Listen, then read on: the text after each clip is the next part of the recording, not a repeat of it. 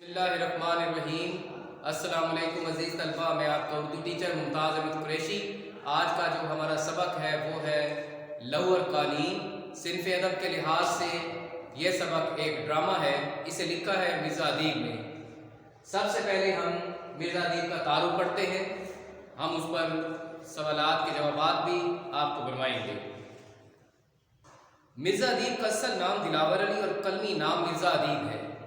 1931 سے اسلامیہ high school baati get سے matric کرنے کے بعد انہوں نے 1935 میں اسلامیہ کالج لاہور سے BA آنرز کیا۔ مرزا ادیب کی ادبی زندگی کا آغاز 1936 سے ہوا۔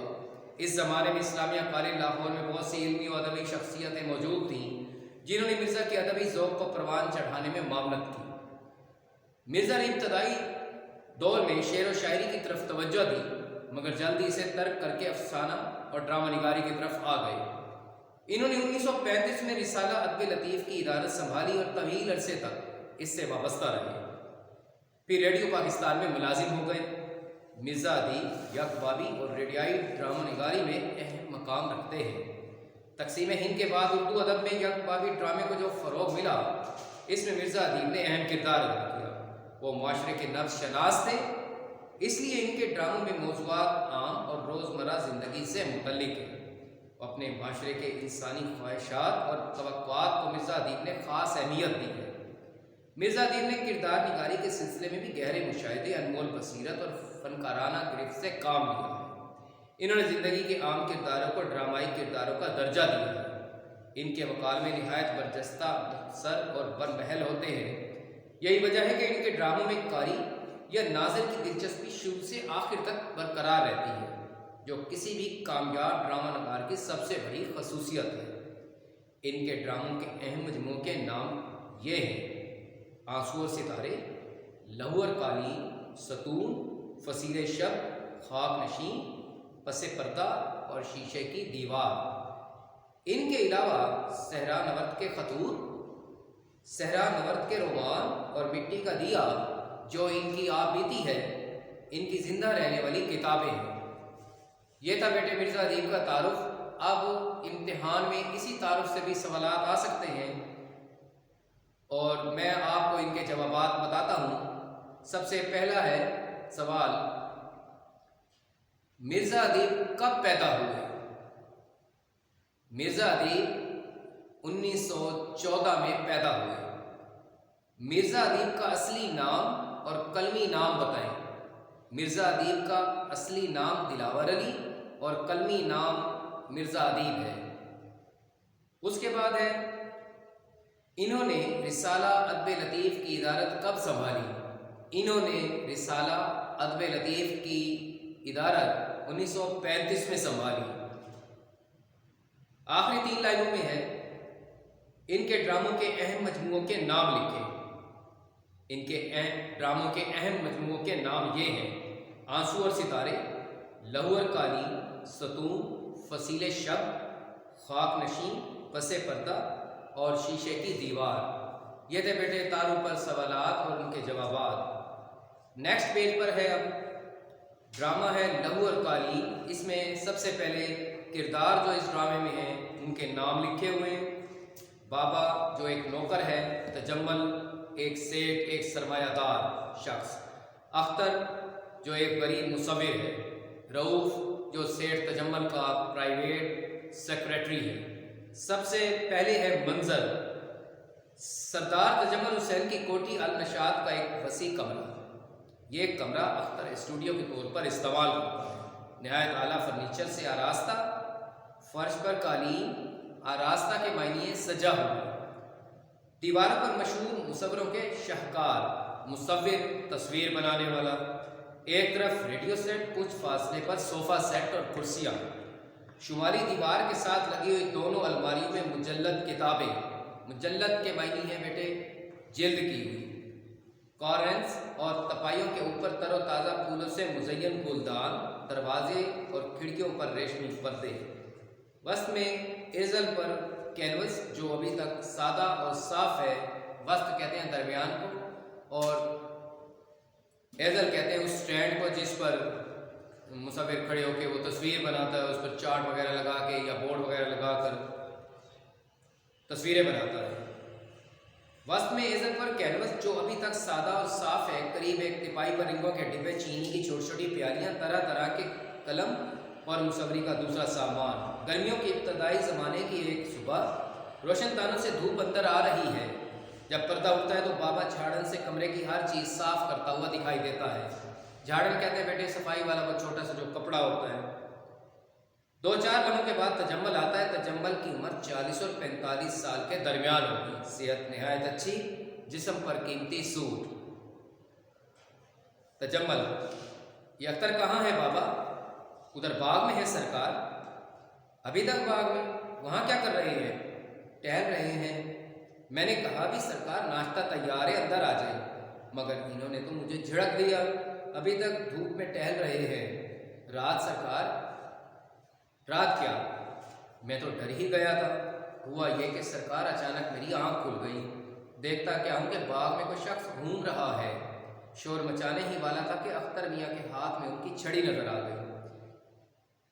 बस इस किस्म के लोगों की आदत होती है, हर वक्त किसी न किसी सोच में डूबे रहते हैं, ज़रा अलग थलग रहना चाहते हैं। सरकार, मैं खुद तो ना यहाँ आता हूँ और ना यहाँ किसी को आने देता हूँ। ज़रा सफाई के लिए 5-10 मिनट के लिए आ जाता हूँ। मैंने कहा सरकार क्या है? शायद कुछ ऐसे है चंद रोज से। फिर वही बात, एक बार कह जो दिया, तुम इन फनकारों को नहीं समझ सकते, ये हर वक्त यूं ही परेशान रहते हैं। अच्छा सरकार, बुला लाओ इन्हें, जल्दी करो। बेहतर। बाबा कमरे से निकल जाता है। तजम्मल आगे बढ़कर कैनवस को देखने लगता है। अख्तर आता है। अधेड़ उम्र का शख्स है, सर के बाल बिखरे हुए, आंखें शब बेदारी की वजह से सुर्ख। अधेड़ उम्र, दरमियानी उम्र। शब बेदारी के मायने है बेटा रात भर जागना। लिबास उसका पजामा और कमीज, आस्तीनें चढ़ी हुई, आंखों के गिर्द हल्के ज्यादा नुमाया। अख्तर तजम्मल की तरफ देखे बगैर, कहिए बड़ी देर तक टहलते रहे हो आज? जी हाँ, एक बहुत बड़ी खुशखबरी सुनाने आया हूँ तुम्हें। अभी अभी मेरे एक दोस्त ने फ़ोन किया है, जजों ने तुम्हारी तस्वीर को अव्वल इनाम का मुस्तहिक करार दिया है। मैंने तफसील मालूम करने के लिए रऊफ़ को भेज दिया है, अभी आ जाएगा। मुझे अखबार से मालूम हो चुका है।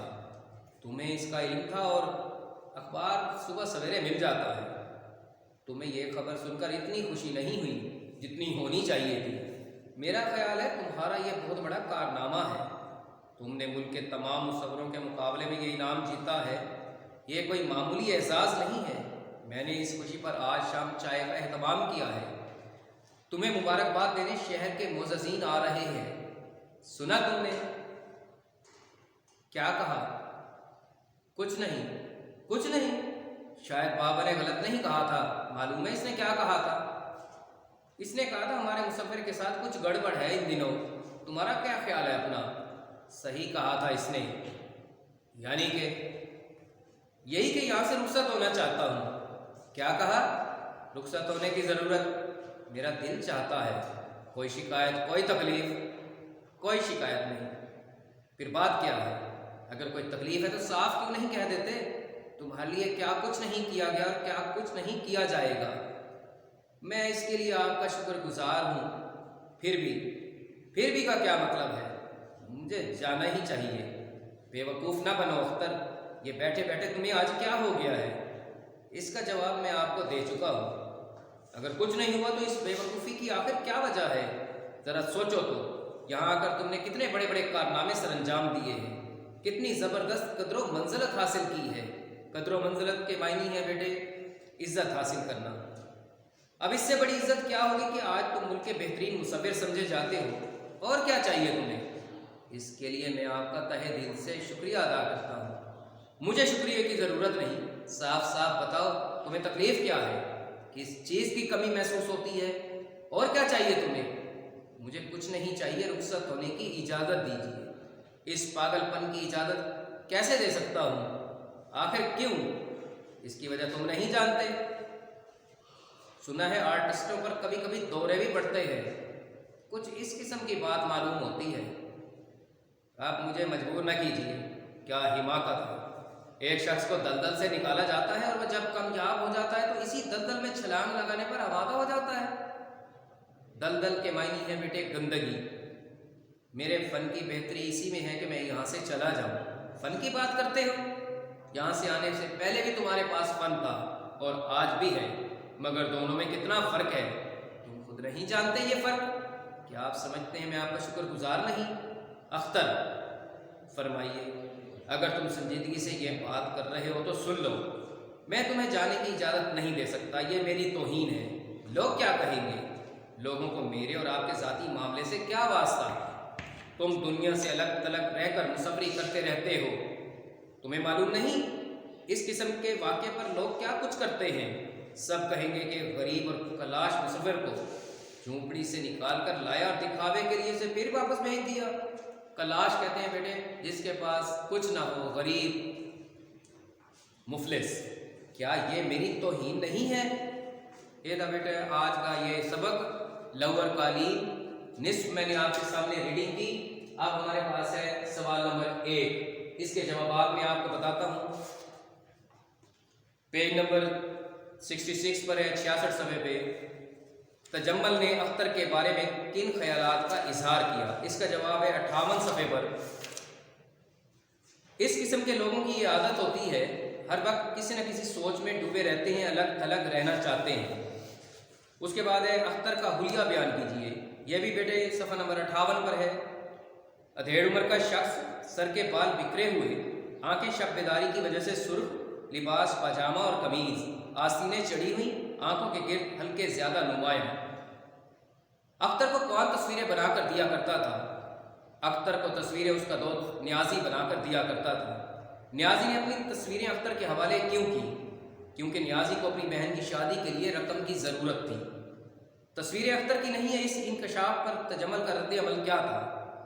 تجمل نے یہ سب سنا تو اس نے کہا، تم اب تک مجھے دھوکہ دیتے رہے ہو۔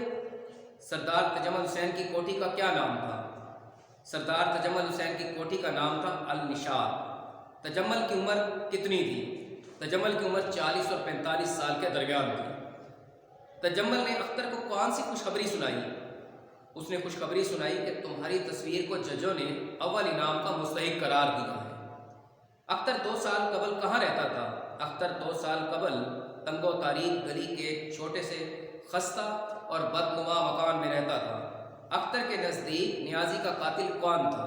اختر کے نزدیک نیازی کا قاتل سیٹھ تجمل تھا۔ سوال نمبر 2 ہے، مرزا ادیب نے اس ڈرامے میں کیا پیغام دیا ہے؟